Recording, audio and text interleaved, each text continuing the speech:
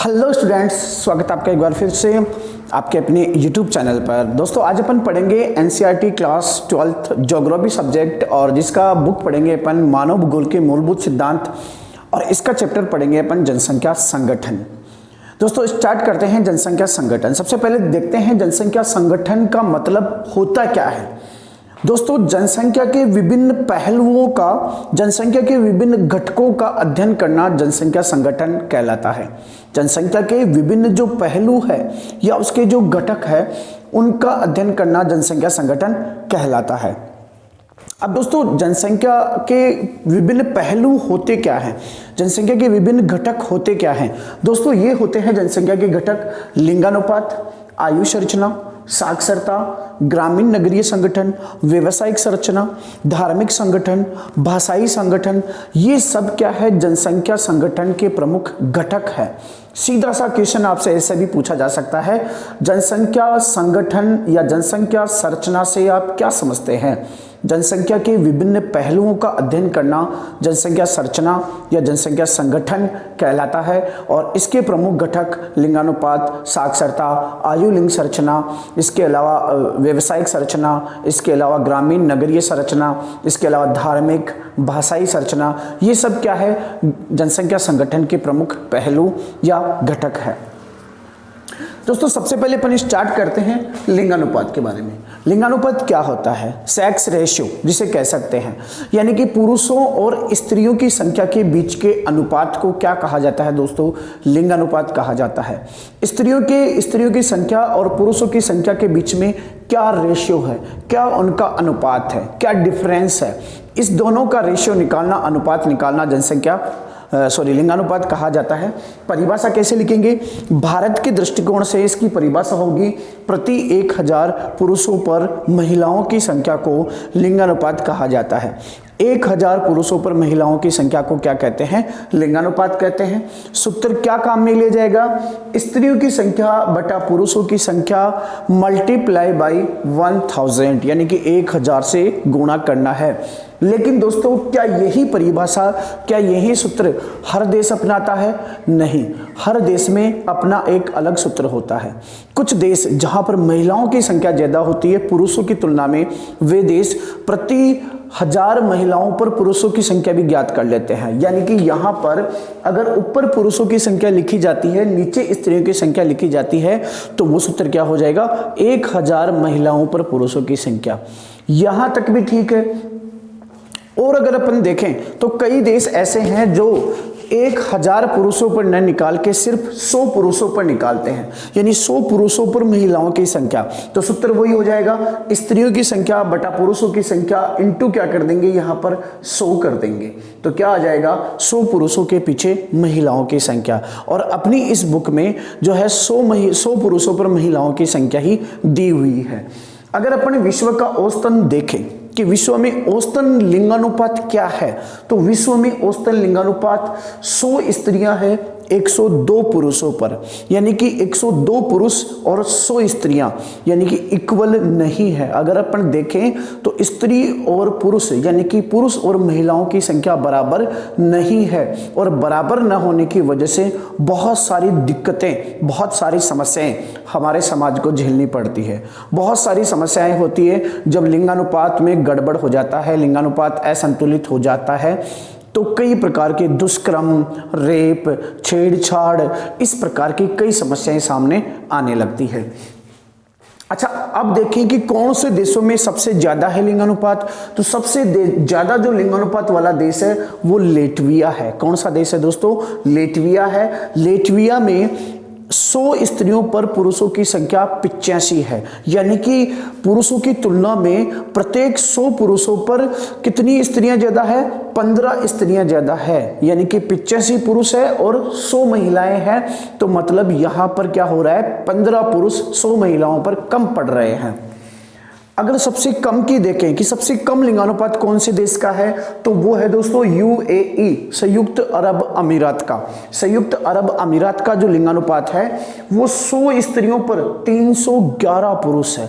अंदाजा लगा सकते हो दोस्तों कि 100 स्त्रियां हैं और उन पर पुरुषों की संख्या 311 है, यानी कि एक ही स्त्री के हिस्से में 3 पुरुष से भी ज्यादा है। समझ रहे हो, आकलन लगा सकते हो आप लोग।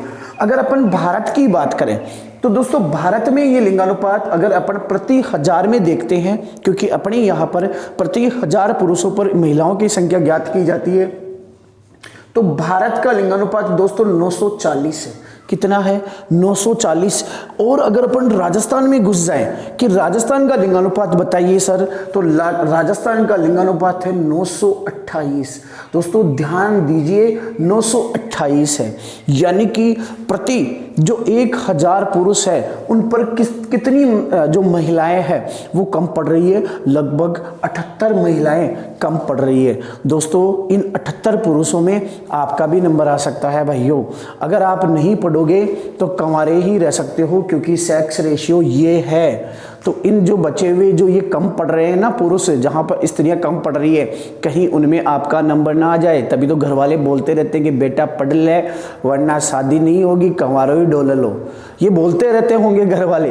तो आप पढ़ लो, पढ़ाई पर ध्यान दो, वरना इनमें नंबर आ जाएगा भाई आपका। ये जो कम पढ़ने वाली लड़कियां है ना, वो कहीं ऐसा नहीं हो कि तुम ही रह जाओ कंवारे, रंडवे क्या बोलते हैं उनको। जो न्यूनतम लिंगानुपात किसका है? संयुक्त अरब अमीरात का है। और कितना है? 100 स्त्रियों पर 311 पुरुष है। अगर महाद्वीपों को देखें तो महाद्वीप सबसे ज्यादा लिंगानुपात यूरोप कॉन्टिनेंट का है, यूरोप महाद्वीप का है। और सबसे कम कौन से कॉन्टिनेंट का है? एशिया का है। भाई एशिया अपन जहां रहते हैं वहां कुछ ना कुछ गड़बड़ करके ही रखेंगे। राजस्थान का लिंगानुपात 928 है, भारत का 940 है। भारत अपने राष्ट्रीय लिंगानुपात से भी डाउन है अपन। अच्छा, तो विश्व में महाद्वीप कौन सा है सबसे कम वाला? एशिया है। अच्छा भाई, ये लिंगानुपात कम क्यों होता है? क्या कारण है कि यूरोप में लिंगानुपात ज्यादा है और एशिया में, भारत में लिंगानुपात कम, बहुत कम है? कारण क्या है इसका? तो कारण दोस्तों ये है कन्या भ्रूण हत्या। कन्या भ्रूण हत्या क्या होता है? कन्या को, बच्चे को जो गर्भ में पल रहा होता है, माँ के पेट में पल रहा होता है, उसका लिंग परीक्षण करवा के वही उसको मरवा देना, ये क्या होता है? कन्या भ्रूण हत्या होता है। हालांकि ये भारत में गैर कानूनी है, ऐसा अब करना एक दंडनीय अपराध है, लेकिन जब इसको गैर कानूनी घोषित किया गया उससे पहले लिंगानुपात में मुख्य कारण यही था, लिंगानुपात कम करने का, कन्या भ्रूण हत्या। अच्छा, दूसरा कारण क्या है? घरेलू महिला हिंसा। कि महिला जो है बाहर तो असुरक्षित है ही है, बाहर तो उसे कई चीजों का खतरा है ही है, साथ में वो अपने घर में भी सुरक्षित नहीं है, घर में भी उसके साथ में हिंसा होती है, घर में भी उसके साथ में मारपीट होती है। तो घरेलू महिला हिंसा ये भी एक मुख्य कारण है। और क्या हो सकता है? भेदभाव हो सकता है, लड़की और लड़के के बीच में भेदभाव। जहां पर दोस्तों जिस क्षेत्र में जो वहां की परिस्थितियां हैं, अगर महिलाओं के प्रतिकूल होगी, महिलाओं के साथ भेदभाव होगा, महिलाओं के साथ हिंसा होगी, तो उस क्षेत्र में लिंगानुपात हमेशा कम रहेगा मेरे लाडलों। और जहां पर ये सब होगा, लिंगानुपात पर किसी तरीके का भेदभाव नहीं होगा, वहां पर लिंगानुपात ज्यादा होगा मेरे दोस्तों। तो ये कारण है जिसकी वजह से लिंगानुपात कम रहता है। इसके अलावा और भी कई कारण हो सकते हैं, स्वास्थ्य है ना, इसके अलावा मातृ मृत्यु दर कैसे हो दोस्तों? जब प्रसव के दौरान, पहले क्या करते हैं अपने इंडिया में, बाल विवाह कर देते हैं, छोटी उम्र में ही शादी कर देते हैं। छोटी उम्र में शादी करने पर क्या होता है? कम उम्र में ही उसे मातृत्व का बोझ झेलना पड़ता है, कम उम्र में ही वो माता बन जाती है। और प्रसव के दौरान जब वो मातृत्व या प्रसव के दौरान सुविधाएं ना मिलने के कारण या कम उम्र में शादी करने के कारण प्रसव के दौरान उसकी मृत्यु हो जाती है, जिसकी वजह से भी लिंगानुपात में गिरावट आती है। तो ये था दोस्तों लिंगानुपात के बारे में अपन ने चर्चा की, परिभाषा देखा, सूत्र देखा, लिंगानुपात के कम होने के कारण देखे, विश्व का औसतन लिंगानुपात देखा, सर्वाधिक लिंगानुपात वाला देखा, न्यूनतम वाला देखा, भारत का देखा और राजस्थान का भी अपन ने देखा। अच्छा, एक चीज और देख लेते हैं कि जो महिलाएं हैं, जो फीमेल है, उनको जैविक लाभ प्राप्त है इस स्थिति में। यानी कि नेचुरली क्या होता है कि लड़के से ज्यादा लड़कियों का जन्म होता है, ये प्राकृतिक उनको क्या है, लाभ है। इसके अलावा उनमें स्थापत्य भी ज्यादा पाई जाती है, मतलब वो स्थिति के अनुसार खुद को ढालने की क्षमता भी ज्यादा रखती है महिलाएं। लेकिन उन्हें कई प्रकार की सामाजिक बुराइयों का सामना करना पड़ता है, जिस वजह से उनकी संख्या कम हो जाती है। तो दोस्तों, ये था अपना लिंग अनुपात। अब अपन चर्चा करते हैं ग्रामीण नगरीय संगठन। ग्रामीण नगरीय संगठन यानी कि कितने लोग गांवों में रहते हैं, कितने लोग नगरों में रहते हैं।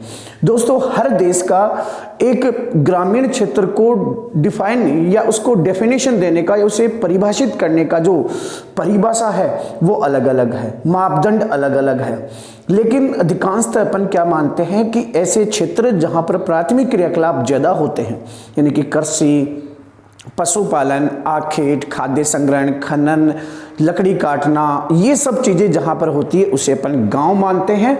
और जहां पर द्वितीयक और तृतीयक क्रियाकलाप होते हैं, यानी कि उद्योग और सेवा संबंधी कार्य होते हैं, वहां पर उसे अपन नगर मानते हैं। तो सीधा सा आप ये ध्यान रखना कि ग्रामीण जनसंख्या का सबसे ज्यादा, जो ग्रामीण जनसंख्या किसे कहेंगे, उस क्षेत्र का अधिकांश भाग प्राथमिक कार्यों में संलग्न हो वो ग्रामीण जनसंख्या, और जिस क्षेत्र का अधिकांश भाग गैर प्राथमिक क्रियाओं में संलग्न हो वो नगरीय जनसंख्या कहलाती है। मेरे दोस्तों, आगे अपन देखें तो ग्रामीण नगरीय लिंग संगठन भी अपन देख सकते हैं कि गांवों का और नगरों का लिंग के आधार पर संख्या भी अपन देख सकते हैं। दोस्तों, कैसे? यूरोपीय अगर नगरों की बात करें, अपन यूरोप के नगरों की बात करें तो यूरोप के नगरों में महिलाओं की संख्या ज्यादा है। किनकी संख्या ज्यादा है? महिलाओं की। कहां पर? नगरों में। कौन से कॉन्टिनेंट में? यूरोप और अमेरिका के जो देश हैं, यूरोप और अमेरिका के जो देश है, वहां पर नगरों में महिलाओं की संख्या ज्यादा होती है और पुरुषों की संख्या कहां होती है? गांवों में ज्यादा होती है। पुरुषों की संख्या कहां ज्यादा होती है? गांवों में होती है। इसके विपरीत एशिया की बात करें, एशिया कॉन्टिनेंट की अगर बात करें तो एशिया के नगरों में ज्यादा जनसंख्या किसकी होती है? पुरुषों की होती है। किसकी? पुरुषों की। और गांवों में बात करें, एशिया के गांवों में महिलाओं की संख्या ज्यादा होती है। ऐसा क्यों है मेरे दोस्तों? ऐसा इसलिए है क्योंकि यहाँ पर यूरोप और अमेरिका में जो खेती होती है उसमें महिलाओं की सहभागिता दर नहीं होती। मतलब यहाँ पर कृषि कार्य पूर्णतया यंत्रों पर आधारित है। पूरे कृषि कार्य मशीनों के द्वारा किए जाते हैं। महिलाओं का इसमें योगदान बिल्कुल भी नहीं होता। यूरोप में, अमेरिका में कृषि जो है पुरुष प्रधान व्यवसाय है। महिलाएं रोजगार पाने के लिए नगरों में चली जाती है। तो यहाँ पर नगरों में किसकी संख्या ज्यादा होती है? महिलाओं की। और गांवों में किसकी संख्या ज्यादा होती है? पुरुषों की। एशिया में क्या होता है? एशिया में ग्रामीण क्षेत्रों में जो कृषि कार्य है उसमें महिलाओं की सहभागिता दर ज्यादा होती है। पुरुष रोजगार पाने के लिए नगरों में प्रवास करते हैं। दोस्तों, यहाँ पर पुरुष प्रवास में ही कर रहे हैं। यहाँ पर कौन प्रवास कर रहा है? नगरों में महिलाएं प्रवास कर रही है। और यहाँ पर कौन कर रहा है? पुरुष कर रहे हैं। क्योंकि यहाँ पर सभी काम मशीनों से न होकर मानव श्रम के द्वारा संपन्न किए जाते हैं कृषि कार्य। इसलिए सबसे ज्यादा खेती के अंतर्गत और घरेलू काम करने का काम महिलाओं का होता है एशियाई देशों में। और यहाँ पर जो खेती का काम वो पुरुष करते हैं। इसलिए अमेरिकी और यूरोपीय नगरों में महिलाओं की संख्या ज्यादा होती है। दूसरी ओर एशिया के नगरों में पुरुषों की संख्या ज्यादा होती है। तो ये था मेरे लाडलो आज का अपना चैप्टर, जिसमें अपन ने पढ़ा लिंग अनुपात, सेक्स रेशियो और ग्रामीण नगरीय संगठन के बारे में। अच्छा, एक चीज और देख लेते हैं। ग्रामीण नगरीय संगठन में दोस्तों सबसे ज्यादा ग्रामीण जनसंख्या का अनुपात पाया जाता है एशियाई देशों में। कौन से देशों में? एशियाई देशों में, यानी कि अपन कहें यूरोप और अमेरिका में सबसे ज्यादा नगरीय जनसंख्या है। अमेरिका में सबसे ज्यादा नगरीय जनसंख्या है, कितनी है? 75% से अधिक जनसंख्या कहाँ रहती है? अमेरिका में नगरों में रहती है, जबकि एशिया की अधिकांश जनसंख्या कहाँ रहती है? गांवों में रहती है। दोस्तों ये पढ़ा अपन ने आज लिंगानुपात और ग्रामीण नगरीय संगठन के बारे में। आप बोलोगे दोस्त कि सर बीच में ये क्यों छोड़ दिया? तो दोस्तों ये चैप्टर थोड़ा सा, ये पॉइंट थोड़ा सा बड़ा है, इसलिए इसका अपन एक अलग से वीडियो बनाएंगे, एक अलग से लेक्चर होगा। तब तक के लिए धन्यवाद।